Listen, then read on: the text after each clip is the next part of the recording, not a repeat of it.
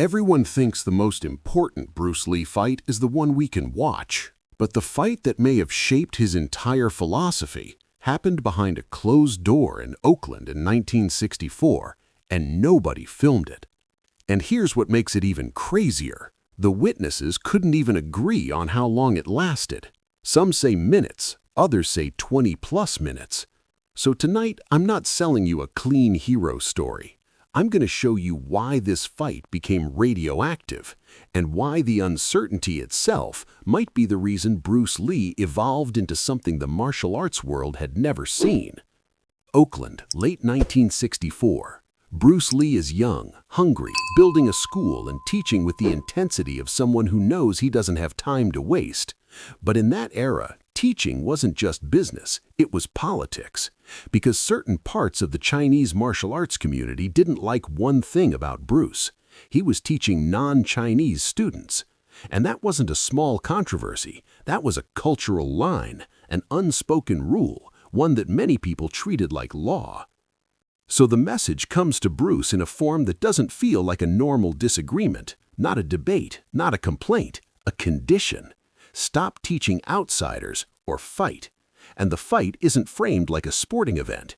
It's framed like a community challenge, a test of legitimacy. They bring a challenger, Wong Jack Man, and right here is where most people misunderstand the story. They think the fight happened because Bruce had an ego problem. But if you zoom out, it looks more like this.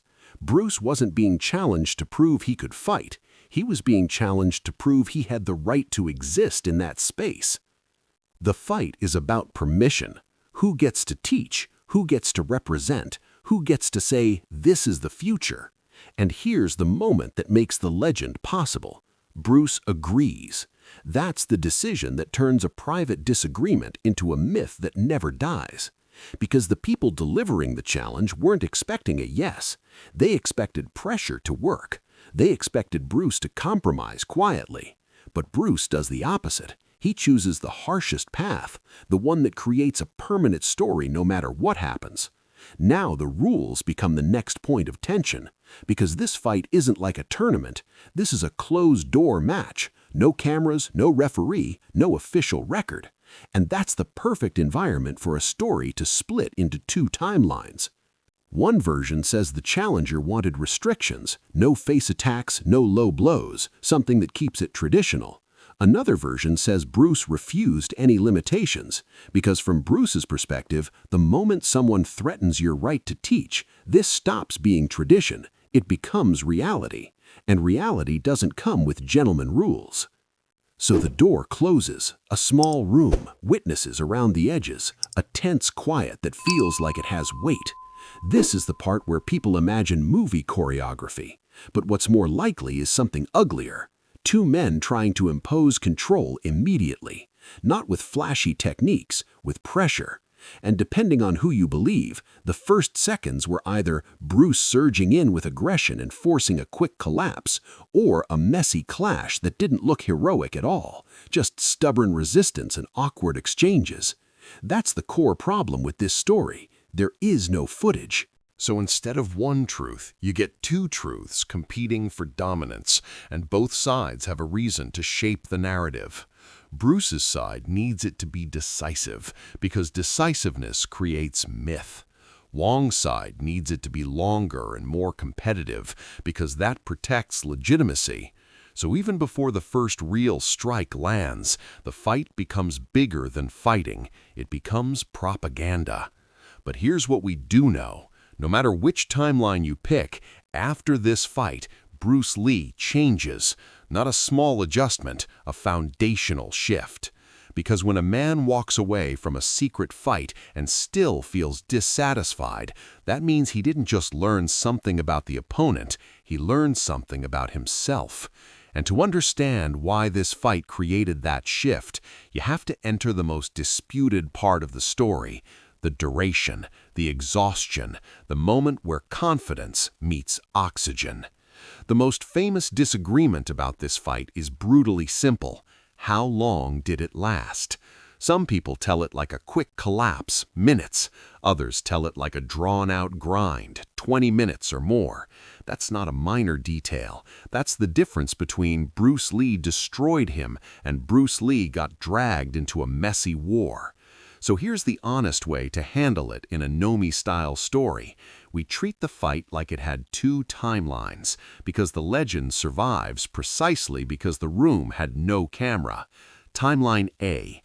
In this version, Bruce doesn't play chess, he plays demolition. The second it starts, he closes distance fast, straight punches, forward pressure, the kind of aggression that doesn't ask permission. Wong backs up, the room tightens, and this is where the story becomes cinematic, even without a camera, because the shock isn't a spinning kick. The shock is that the opponent is forced into retreat so quickly it starts to look like fleeing. Not because he's afraid of pain, because he's being denied space, and space is oxygen in a fight. If you can't breathe, you can't plan. If you can't plan, you can't perform.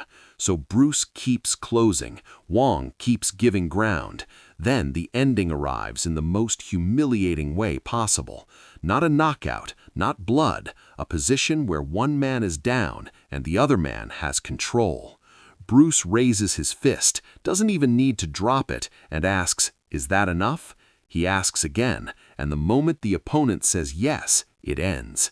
That's timeline A, clean, heroic, perfect for myth.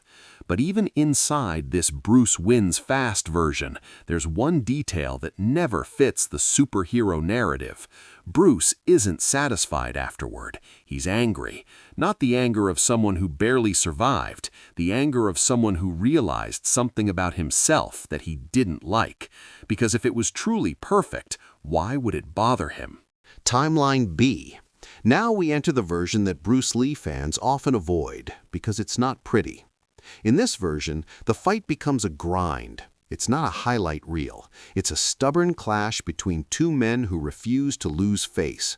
The movement is tighter. The exchanges are uglier. There's more grabbing, more clinching, more nothing clean is landing, more body pressure. And the longer it goes, the more the fight stops being about technique and starts being about oxygen. Because once you pass a certain point, it doesn't matter how sharp your ideas are. If your lungs are burning, your body starts making decisions for you. This is where the long timeline story hits its biggest claim, that the fight wasn't a quick domination, that it stretched out, that it ended when Bruce was winded enough that continuing felt pointless or risky. And whether you believe that exact framing or not, it explains something important.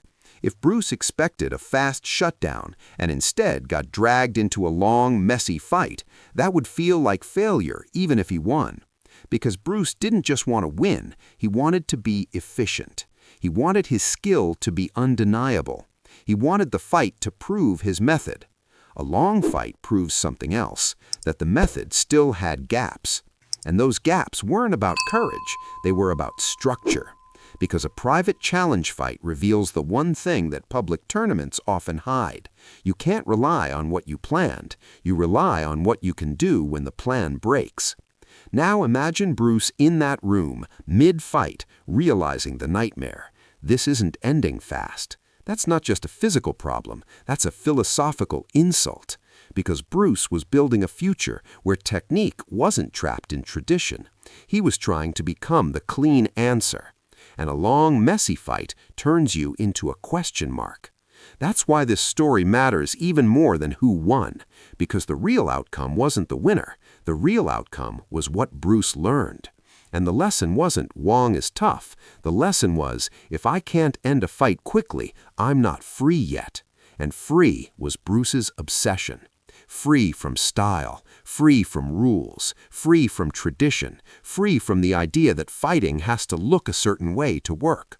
So when the door finally opens and the witnesses spill back into the world with two different versions, something is already happening inside Bruce's mind. Not bragging, not victory celebration, a diagnosis, a harsh internal audit. And that audit leads directly into the most important part of this story. What Bruce changed afterward, and why the fight became the birthplace of a new philosophy. Here's the part most people miss. Even if Bruce won, this fight still could have been the most uncomfortable win of his life, because Bruce wasn't chasing a trophy. Bruce was chasing a truth. He wanted to know, under pressure, in a real room against a real opponent, what actually works when there's no choreography and no rules to hide behind. And after this fight, the story doesn't continue like a normal legend. It continues like a man who just discovered a crack in his own system. The moment that changes everything. Imagine the psychological weight of this challenge. This fight wasn't just personal. It was a message to the community. Your teaching is a problem. So if Bruce finishes fast, it sends one signal, I'm undeniable. But if the fight drags, even if he's winning, it sends a different signal, you can be pressured. And for a man like Bruce Lee, being pressured wasn't just annoying, it was unacceptable. Because Bruce didn't want to be good, he wanted to be unlimited. So what's the most likely truth sitting underneath the two timelines? This: Bruce experienced something he didn't expect. Not fear, not defeat, but friction. The feeling that the fight did not move the way he wanted. The feeling that he had to work harder than the myth would allow. And that's why, afterward, you start hearing the same theme in accounts and retellings. Bruce was upset. He wasn't satisfied. He didn't walk away glowing. He walked away thinking. Why this win was dangerous? Because the fight exposed a brutal reality of combat. You can have techniques and still lack efficiency. And efficiency is what separates a skilled fighter from a frightening fighter. A frightening fighter ends things before they become chaotic. A skilled fighter can still get trapped in chaos. And chaos is where injuries happen. Chaos is where lucky shots happen. Chaos is where your philosophy gets embarrassed. So Bruce's internal conclusion becomes something like, if it took too long, my method needs to evolve. That's a different kind of mindset. Most people win and relax. Bruce won and panicked because his standard was not, did I survive? His standard was I clean? Was I fast? Was I controlled? Because control is what proves mastery. The birth of an anti-style. This is where the fight becomes bigger than the room, because after 1964, Bruce begins drifting away from traditional structure. He starts questioning form-based training more aggressively. He starts hunting for directness. He starts pulling from everywhere: boxing, fencing concepts, footwork ideas, anything that increases speed and reduces wasted movement. And this is the key. This isn't because Bruce wanted to be rebellious. It's because he wanted to be honest. If a move looks beautiful but fails under pressure, it's trash. If a move looks ugly but ends the problem, it's gold. That mindset is what later becomes the core of his philosophy.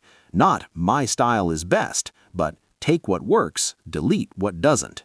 Now you can see why the Wong Jack Man fight is so important, because it's one of the only moments where Bruce's legend intersects with a real constraint. Another trained man refusing to cooperate. Another human being saying, no, you don't get to write the script. And if Bruce had to grind through that, then Bruce had to accept something painful. Some fights are not art, they are labor, and labor exposes inefficiency. The ugly truth about closed-door fights. Here's another reason this story never settles. Closed-door fights are perfect for ego warfare. If the fight is short, Bruce supporters say he crushed him. If the fight is long, Wong supporters say he couldn't finish. Both sides can claim victory in the narrative because narrative is all anyone has. And the longer the fight is said to be, the more it threatens the myth. Because myths depend on quick dominance, but the real world often doesn't. So the story becomes a mirror. People don't just argue about the fight, they argue about what they want Bruce to be. A superhero? A genius? A real fighter? A flawed human who became a legend through evolution? And the most interesting answer is the last one, because it makes the legend stronger, not weaker. It says Bruce wasn't born perfect. He became dangerous by treating even a win like a problem to solve. If the fight lasted longer than Bruce expected, even if it was only several minutes, not 25, that still matters. Because in a real fight, a few minutes can feel like a lifetime. Your arms fill with acid, your lungs feel like fire, your decision-making becomes slower, and every second you stay in that environment increases risk. Bruce didn't want risk, he wanted inevitability. So whether the fight was 3 minutes or 20, the fact that it didn't feel clean was enough to trigger the transformation. That's the real payoff of this whole story. Bruce Lee's legend isn't that he won a secret fight, it's that he let a secret fight rewrite his identity. Most people protect their ego by rewriting history. Bruce protected his future by rewriting himself. And that creates the final question, because if this fight truly changed Bruce, then the fight's winner isn't the headline. The headline is, what did Bruce become afterward? What did he build because of this discomfort? And why does that new thing, this anti-style, this directness obsession, still influence martial arts today? That's where we go next, because the final section is where the fight stops being a rumor and becomes a blueprint for how Bruce Lee evolved into a global myth. Here's the most important thing about the Wong Jack Man fight. It never really ended. Not because the two men kept fighting, but because the story became a battlefield, a fight about a fight. And that second fight, over narrative, may be the one that mattered most. This is the rare kind of event that refuses to settle because there's no footage to pin it down, no frame-by-frame proof, no clean highlight. Just witnesses, memory, pride, and the human need to tell a story that makes sense. So the fight turns into a tool. If you want Bruce to be unstoppable, you tell the version where it's fast and decisive. If you want Bruce to be overrated, you tell the version where it drags and looks messy. If you want Bruce to be human but terrifyingly intelligent, you tell the version where he wins and still walks away unhappy. That's why this story keeps resurfacing, because it's not just history, it's a mirror, and people use it to defend what they already believe about Bruce Lee. But here's the real key. Even if we had the exact truth, exact time, exact ending, exact sequence, the most important impact still wouldn't change. Because the real winner wasn't a person. The real winner was the philosophy that got born afterward. A private fight created a public shift. Bruce didn't leave that room thinking, I proved myself. He left thinking, my method has waste. And for Bruce Lee, wasted motion was a kind of dishonesty. He didn't want moves that looked good. He wanted moves that ended problems. He didn't want tradition that felt sacred. He wanted truth that survived pressure. That's why this fight matters to his legacy more than most people realize, because after that point, you start seeing the same obsession show up in everything he does. Directness over beauty, efficiency over style, timing over toughness, footwork over posing, principles over loyalty. That shift is what later becomes the core idea people repeat. Take what works, delete what doesn't. And once you understand that, you see why the Wong Jack Man fight became the perfect origin story. Not because it's heroic, because it's uncomfortable. A comfortable story ends, an uncomfortable story keeps evolving because it keeps asking questions. Now zoom out and look at why this became myth fuel. You have the perfect ingredients, a community conflict about teaching outsiders, a private challenge with reputation on the line, a closed room with no recording, a young Bruce Lee before the worldwide legend being tested, and then a dispute about the most basic detail, how long it lasted. That's an endless content engine, because when people can't agree on facts, they argue about meaning, and meaning is what sticks. This is also why the fight creates emotional reactions, because it threatens two types of people at once. The first type needs Bruce to be perfect. They don't want friction. They don't want exhaustion. They don't want any hint of struggle, because they want a superhero, not a human who became a legend by upgrading himself. The second type needs Bruce to be fake. They want him to be just an actor, because if Bruce's ideas influenced modern training, modern fighting, modern thinking, then calling him fake becomes harder. So both sides pull on the story like a rope, and the rope never breaks because the story doesn't have a camera to settle it. But the most honest interpretation is simple. This fight mattered because Bruce treated it like data. He didn't treat it like a victory parade. He treated it like a system test. He ran his current approach against a real variable, and he didn't like how it felt. Maybe it took longer than he expected. Maybe it wasn't clean enough. Maybe he realized that even a win can be dangerous if it turns into a long, chaotic grind. Because in real violence, time is risk. The longer you stay in it, the more unpredictable it becomes. The more injuries happen, the more luck enters, the more your skill gets dragged into survival.